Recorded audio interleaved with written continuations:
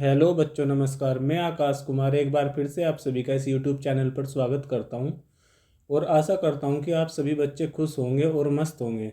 बच्चों, जैसे कि आप सभी जानते हैं कि हम पिछली 2 या 3 क्लास स्पीड एंड वेलोसिटी पर कर रहे हैं, जिसमें हमने स्पीड एंड वेलोसिटी की डेफिनेशन पढ़ी थी, उन पर बेस्ड न्यूमेरिकल्स किए थे और स्पीड एंड वेलोसिटी की हम एनसीईआरटी भी रीड कर चुके हैं।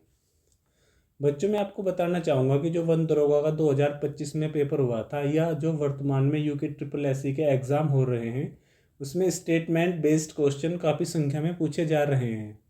स्टेटमेंट बेस्ड क्वेश्चन में क्या होता है कि आपको किसी तथ्य से रिलेटेड दो स्टेटमेंट्स दे देगा और फिर पूछेगा कि इनमें से कौन सा सही है और कौन सा गलत है। तो उन स्टेटमेंट बेस्ड क्वेश्चंस को सोल्व करने के लिए मैं स्पीड एंड वेलोसिटी पर आधारित कुछ ट्रू और फॉल्स स्टेटमेंट्स लेके आया हूँ। हम जो पिछली 2 या 3 कक्षा स्पीड एंड वेलोसिटी पर कर चुके हैं, उनके आधार पर इन स्टेटमेंट्स को ट्रू एंड फॉल्स में विभाजित करने का प्रयास करेंगे। तो आइए बच्चों, आज की क्लास को शुरू करते हैं।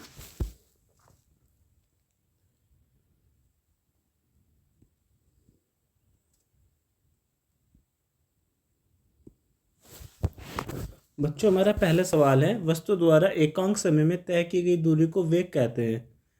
The distance travelled by an object in unit time is called velocity. तो बच्चों, हमने पहली कक्षा में ही जो है वेग की डेफिनेशन पढ़ी थी, वेलोसिटी की डेफिनेशन पढ़ी थी। वहाँ पर हमने पढ़ा था कि वस्तु द्वारा एकांक समय में तय किए गए विस्थापन को हम वेग कहते हैं। ठीक है बच्चों, वस्तु द्वारा एकांक समय में तय किए गए विस्थापन को हम वेग कहते हैं। Displacement travelled per unit time is called velocity. ठीक है बच्चों, तो ये जो आपका स्टेटमेंट है गलत हो जाएगा। वस्तु द्वारा एकांक समय में तय की गई दूरी को वेग नहीं बच्चों, स्पीड कहते हैं, चाल कहते हैं बच्चों। इसका जो है ना, यहाँ पर यदि ये चाल होता तो ये ट्रू हो जाता। अभी बच्चों ये फॉल्स हो जाएगा स्टेटमेंट। ठीक है बच्चों, ये फॉल्स हो जाएगा बच्चों।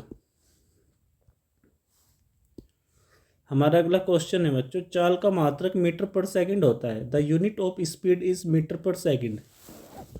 तो बच्चों, पहले ये मात्रक चेक करने के लिए हमारे पास जो है चाल का फॉर्मूला होना चाहिए, अर्थात स्पीड का फॉर्मूला हमें पता होना चाहिए। तो बच्चों, स्पीड का फॉर्मूला क्या होता है? Speed is equal to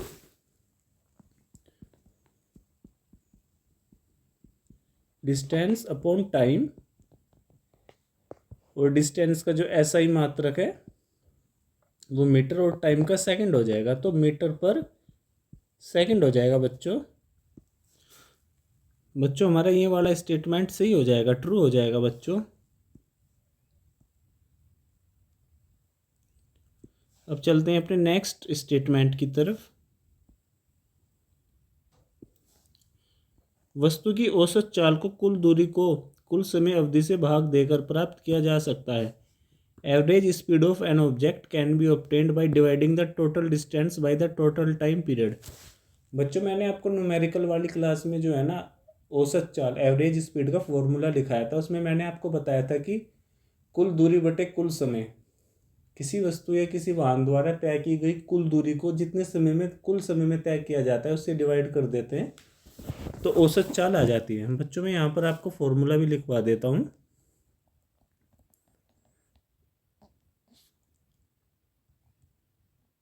average speed is equal two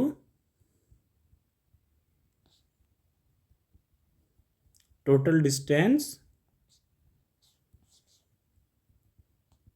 upon total time. ठीक है बच्चों, तो यही इस स्टेटमेंट में बोल रहा है, इसलिए ये वाला स्टेटमेंट ट्रू हो जाएगा। ठीक है बच्चों, तो अब चलते हैं अपने नेक्स्ट स्टेटमेंट की ओर।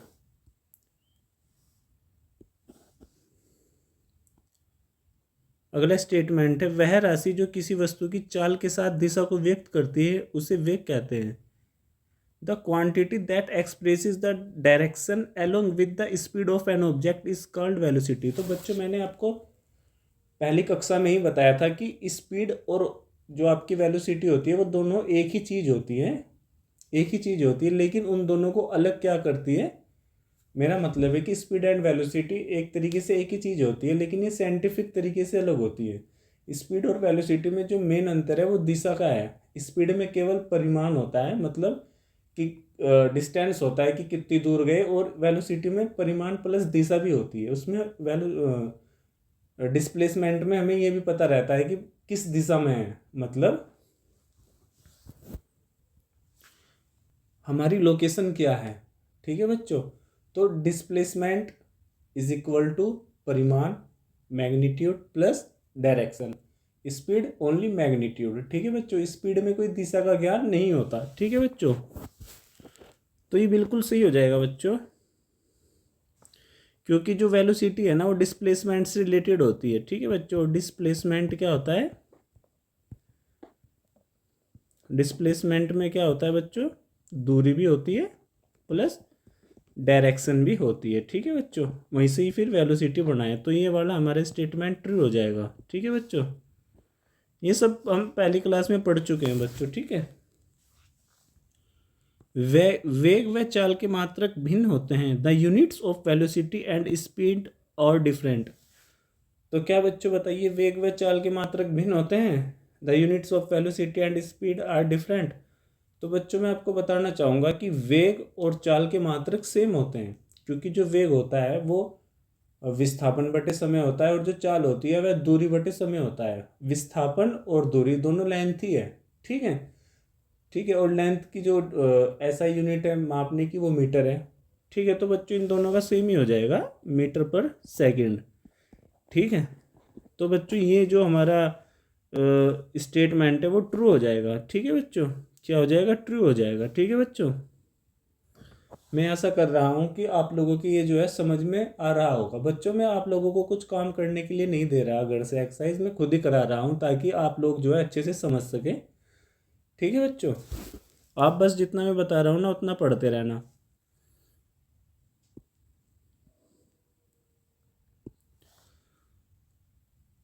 बच्चों हमारा अगला स्टेटमेंट है, वेग व चाल कभी भी समान नहीं हो सकते। Velocity and speed can never be equal. तो बच्चों मैंने आपको पहली क्लास में बताया था कि वेग व चाल कभी भी समान नहीं हो सकते, इसके बारे में कि वेग व चाल जो है ना समान हो सकते हैं। ठीक है बच्चों, वेग व चाल समान हो सकते हैं। कैसे हो सकते हैं, वेग व चाल उस स्थिति में समान होंगे जब कोई वस्तु एक सरल रेखा में गति कर रही होगी। कोई वस्तु एक सरल रेखा में गति कर रही होगी, उस समय क्या होगा बच्चों, इसका जो डिस्प्लेसमेंट और डिस्टेंस होगा वो इक्वल होगा। जो जो डिस्टेंस की वैल्यू होगी वही डिस्प्लेसमेंट की होगी, और टाइम तो सेम ही रहेगा दोनों के लिए। तो उस समय जो है बच्चों वेग व चाल समान हो जाएंगे। ठीक है बच्चों, मैं आपको समझा देता हूँ। मान लिया एक पॉइंट ए है और एक बी है, यहाँ से यहाँ जो है बच्चों मान लिया 5 किलोमीटर का डिस्टेंस है। ठीक है, और यदि मैं इसी डिस्टेंस से जाऊँगा, इधर से ही इसी रास्ते को फॉलो करूँगा, इसी रास्ते को फॉलो करूँगा, तो यहाँ पर मेरा डिस्प्लेसमेंट और डिस्टेंस, विस्थापन और दूरी दोनों बराबर हो जाएगी। ठीक है बच्चों, दोनों बराबर हो जाएगी। उस कंडीशन में जो है वेग व चाल समान हो जाएंगे। लेकिन बच्चों यदि मैं यहाँ इस रास्ते को छोड़ के इस साइड से जाऊँगा, इस साइड से जाऊँगा, मान लिया 10 किलोमीटर है, तो यहाँ पर बच्चों विस्थापन व दूरी अलग अलग हो जाएगी। उस कंडीशन में बच्चों वेग व चाल भी अलग अलग हो जाएंगे। लेकिन यहाँ पर कभी भी दिया हुआ है ना, कभी भी, इसलिए क्या है ये स्टेटमेंट गलत हो जाएगा बच्चों, क्योंकि यदि मैं ए से बी जाऊंगा ये वाला रास्ता फॉलो करके, इस कंडीशन पे जो है डिस्प्लेसमेंट और डिस्टेंस दोनों बराबर हो जाएंगे। ठीक है बच्चों, जो कभी भी की कंडीशन को गलत साबित करते हैं। तो ये वाला स्टेटमेंट बच्चों हमारा फॉल्स हो जाएगा। बच्चों हमारा अगला स्टेटमेंट है, किलोमीटर प्रति घंटे को मीटर सेकंड में चेंज करने के लिए 5/18 से डिवाइड किया जा सकता है। To change kilometer per hour to meter per second it can be divided by 5/18।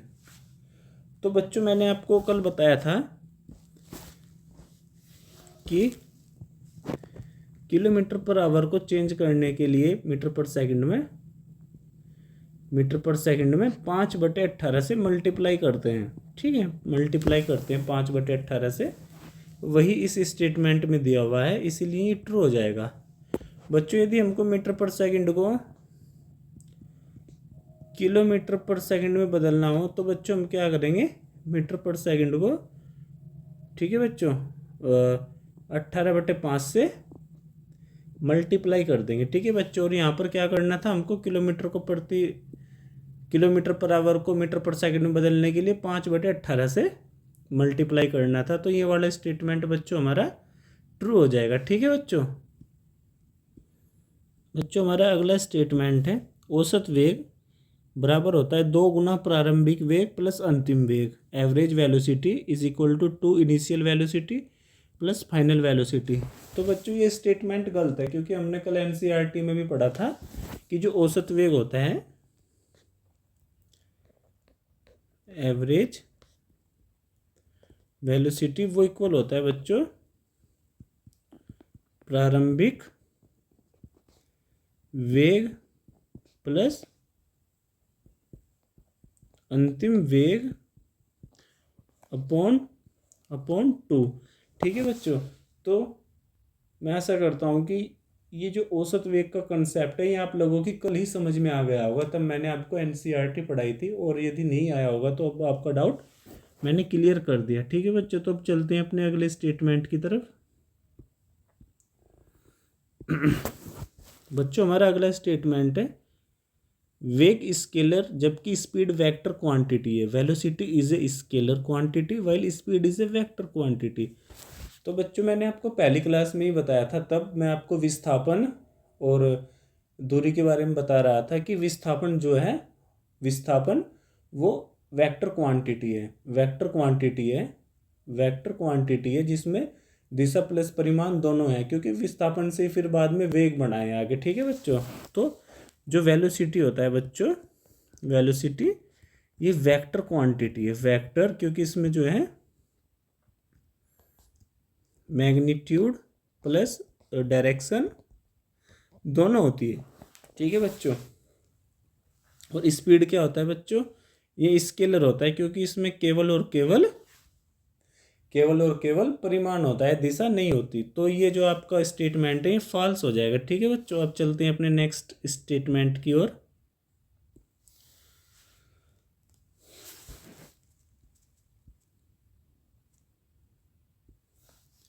वृत्ताकार मार्ग पर गतिशील एक समान चाल वाले कण का वेग प्रत्येक पॉइंट पर सेम रहता है। The velocity of A particle moving with uniform speed on a circular path remains the same at every point. तो बच्चों मैं आपको बताना चाहूँगा, वैसे तो मैं ये बात आपको जब हम elementary idea of circular motion पढ़ेंगे वहाँ पर बताऊँगा, लेकिन मैं आपको यहाँ पे बता रहा हूँ कि बच्चों जब कोई चीज़ वृत्ताकार मार्ग पर गति करती है तो उसकी चाल तो सेम रह सकती है, लेकिन मैं आपको बताऊँ कि वो जब भी घूमती है तो हर पॉइंट पे जो है ना उसकी दिशा चेंज होती है। क्योंकि उसकी दिशा हर पॉइंट पे चेंज होती है, इच पॉइंट पे दिशा चेंज हो रही है, इसलिए क्या होगा, उसकी वेलोसिटी चेंज हो जाएगी। बच्चों जैसे मान लिया यहाँ पर देखो, मैं आपको समझा ही देता हूँ।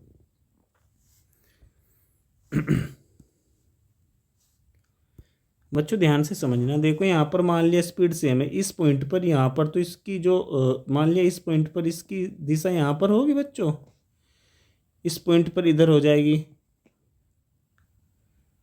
इस पॉइंट पर इधर हो जाएगी। ठीक है बच्चों, हालांकि इसकी स्पीड तो सेम होगी, यदि हम चाहें एक समान स्पीड तो रख सकते हैं कण की, लेकिन हम चाहकर भी दिशा सेम नहीं रख सकते, क्योंकि जैसे जैसे कण घूमेगा वैसे वैसे डायरेक्शन चेंज होती जाएगी, बच्चों। इस वजह से क्या है कि वृत्ताकार मार्ग पर गतिशील एक समान चाल वाले कण का वेग प्रत्येक पॉइंट पर सेम नहीं रहेगा। ठीक है बच्चों, चाल तो सेम रहेगी लेकिन वेग सेम नहीं रहेगी। वेग इसलिए सेम नहीं रहेगी क्योंकि इसकी जो डायरेक्शन है वो सेम नहीं रहेगी, हर बार बदलती रहेगी जैसे जैसे कि कण आगे बढ़ेगा। तो इसका सही हो जाएगा बच्चों आंसर फॉल्स। ठीक है,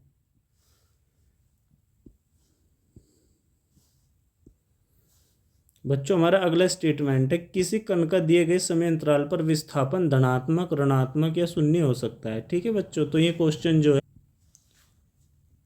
डिस्प्लेसमेंट वाले टॉपिक से बच्चों, मैंने आपको वहाँ पर बताया था कि जो है दूरी तो हमेशा ही धनात्मक होगी, जबकि विस्थापन धनात्मक, ऋणात्मक या शून्य हो सकता है। बच्चों इसमें जो ये ऋणात्मक है ना, ये किसी क्वांटिटी के ऋणात्मक होने की बात नहीं करता, जबकि ये दिशा का उल्टा होने का परिमाण है। मतलब ये दिशा को उल्टा होने का बताता है कि यदि कोई चीज़ पहले नॉर्थ में थी तो वो साउथ में हो जाएगी, यदि कोई चीज़ वेस्ट में थी तो वो ईस्ट में हो जाएगी। ठीक है बच्चों, दूरी कभी भी जो है निगेटिव नहीं होती, क्योंकि उसमें दिशा नहीं होती। मैंने आपको पहले बताया था कि सदिश राशियों में हम निगेटिव चिन्ह का प्रयोग केवल दिशा को दिखाने के लिए करते हैं कि पहले वह किस दिशा में थी, और माइनस लगाने से वह उस जिस दिशा में पहले थी उसका उल्टा हो जाएगी। इसलिए जो है बच्चों, दूरी का ऋणात्मक होने का कोई सवाल नहीं होता। ठीक है बच्चों, मैं आपको समझाता हूँ कि विस्थापन धनात्मक कैसे हो सकता है।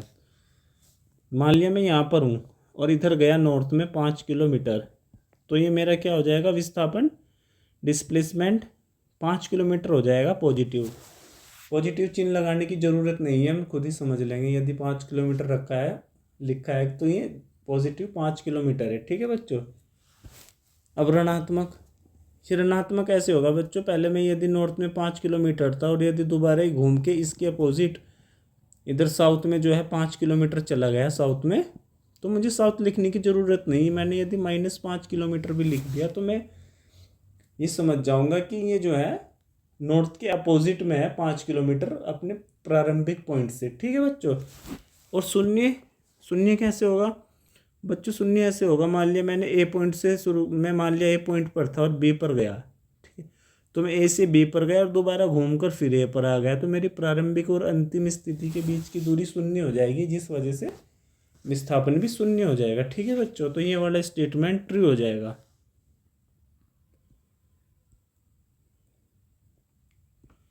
बच्चों अब चलते हैं अपने नेक्स्ट स्टेटमेंट पर। किसी निश्चित दिशा में गतिमान कण का किन्हीं दो बिंदुओं के बीच विस्थापन प्रारंभिक और अंतिम दूरी पर निर्भर नहीं करता। तो बच्चों मैंने आपको पहली क्लास में जो डेफिनेशन बताई थी उसमें मैंने विस्थापन की आपको डायरेक्ट वो डेफिनेशन बताई थी कि दो बिंदुओं के बीच की न्यूनतम दूरी को हम विस्थापन कहते हैं। दो बिंदुओं के बीच की न्यूनतम दूरी को विस्थापन कहते हैं। और यहाँ पर कह रहा है कि प्रारंभिक और अंतिम दूरी पर निर्भर नहीं करता, जो कि सरासर गलत है। ठीक है बच्चों, इसलिए ये वाला स्टेटमेंट फॉल्स हो जाएगा। ठीक है बच्चों, एक बार मैं इस वाले स्टेटमेंट को इंग्लिश में भी पढ़ देता हूँ। The displacement between any two points of A particle moving in a fixed direction does not depend on the initial and final distance. बच्चों ये डिपेंड करता है इनिशियल और फाइनल डिस्टेंस पर। ठीक है, मैंने आपको डेफिनेशन में बताया था, वैसे तो आपको पता ही होगा, लेकिन फिर भी एक बार आप पिछली क्लास में देख लेना। उनकी जो पीडीएफ मैंने प्रोवाइड कराई गई है टेलीग्राम चैनल पर, वहाँ पर भी आप देख सकते हो। ठीक है बच्चों, अब चलते हैं अपने नेक्स्ट स्टेटमेंट की तरफ।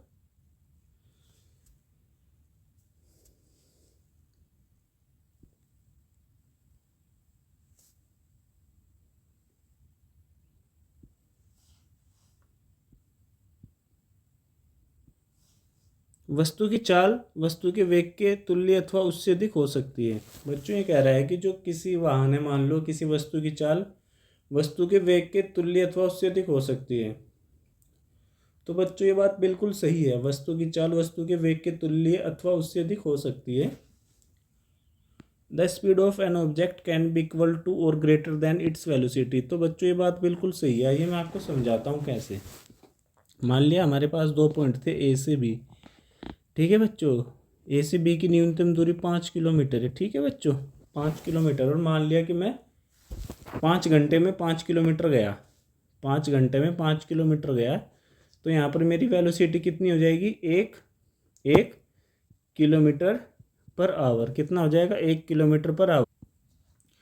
ठीक है बच्चों, 1 किलोमीटर पर आवर। और यदि मैं यहीं से ही जाऊँगा तो मेरा डिस्टेंस भी यही हो जाएगा, जो डिस्प्लेसमेंट है वही डिस्टेंस हो जाएगा। इस कंडीशन में मैं मान सकता हूँ कि मेरी जो क्या बोलते हैं स्पीड है जो, वो भी 1 किलोमीटर पर घंटा हो जाएगी। लेकिन बच्चों यदि मैं ए से भी 5 किलोमीटर ना जाके इधर से जाऊँ, ऐसे इधर से जाऊँ, इससे जाऊँ, जो कि 10 किलोमीटर है, 10 किलोमीटर है, और यदि मैं 5 घंटे में ही ये सफ़र तय करूँगा तो मेरी स्पीड यहाँ पर 2 किलोमीटर प्रति घंटा आ जाएगी। 2 किलोमीटर प्रति घंटा आ जाएगी, जो कि वेलोसिटी से ज़्यादा है, ठीक है बच्चों, तो ये स्टेटमेंट हमारा सही हो जाएगा। ठीक है बच्चों, ये ट्रू हो जाएगा। अगला क्वेश्चन है बच्चों, अगला स्टेटमेंट है, क्या वस्तु की चाल परिवर्तित हो सकती है यदि इसका वेग स्थिर है। ठीक है बच्चों, क्या वस्तु की चाल परिवर्तित हो सकती है। तो बच्चों इसका जो आंसर है ये इसने थोड़ा गलत लिखा है इसमें। Can the speed of an object change if its velocity is constant, तो यहाँ पर ट्रू और फॉल्स नहीं, येस और नो होना चाहिए था। तो बच्चों मैं आपको बताऊं कि किसी भी वस्तु की चाल परिवर्तित नहीं होगी यदि इसका वेग स्थिर है। तो कैसे बताता हूँ बच्चों, देखो वेग जो है, वेग में क्या है बच्चों, वेग में क्या होता है बच्चों, डिस्टेंस, डिस्टेंस प्लस, सॉरी बच्चों स्पीड, इसको मैं मिटवा देता हूँ।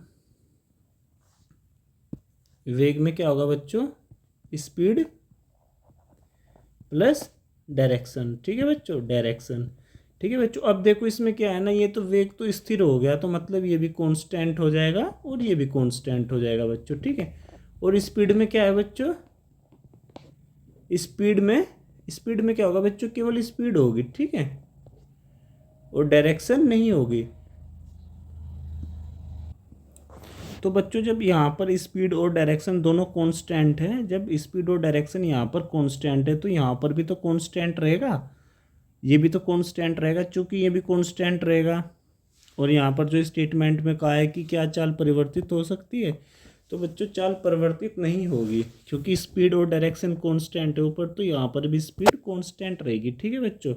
लेकिन लेकिन लेकिन इसका उल्टा हो सकता है बच्चों। यदि ये बोलता ना ये कि क्या किसी वस्तु का वेग परिवर्तित हो सकता है यदि उसकी चाल स्थिर है, तो ये बात बिल्कुल सही हो जाती है। जब सर्कुलर मोशन में कोई कण गति करता है तो वहाँ पर इसकी स्पीड तो एक जैसी हो सकती है, लेकिन वेग चेंज हो जाएगा क्योंकि उसकी दिशा चेंज हो जाएगी, ठीक है बच्चों। तो इस स्टेटमेंट का जो सही आंसर है वो नो हो जाएगा बच्चों, ठीक है बच्चों। हमारा अगला स्टेटमेंट है बच्चों, वस्तु का वेग परिवर्तित हो सकता है यदि इसकी चाल स्थिर है। The velocity of an object can change if its speed is constant. तो बच्चों मैंने आपको अभी थोड़ी देर पहले एक स्टेटमेंट आया था, वहाँ पर भी बताया था कि जो है वस्तु का वेग परिवर्तित हो सकता है यदि चाल स्थिर है। मैंने आपको उदाहरण दिया था वर्त का उदाहरण दिया था बच्चों।